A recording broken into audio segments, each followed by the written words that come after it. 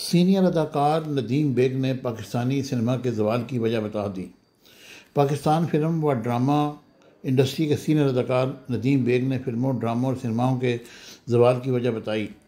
एक हालिया गुफ्तगू में नदीम बेग ने कहा कि हमारी फिल्में ड्रामों की तरह महसूस होती हैं और इनके मुताबिक इसकी वजह यह है कि तमाम लेजेंडरी फिल्म मेकर्स वफात पा चुके हैं।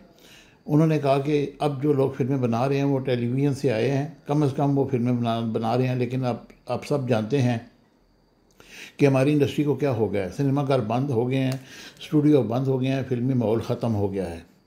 नदीम बेग ने मज़ीद कहा कि हमारे पास वसाइल और काम के मौके की कमी है। इनका कहना था कि हमें अब भी शुक्रगुजार होना चाहिए कि लोग अपनी सलाहियत के मुताबिक जो कुछ कर सकते हैं कर रहे हैं।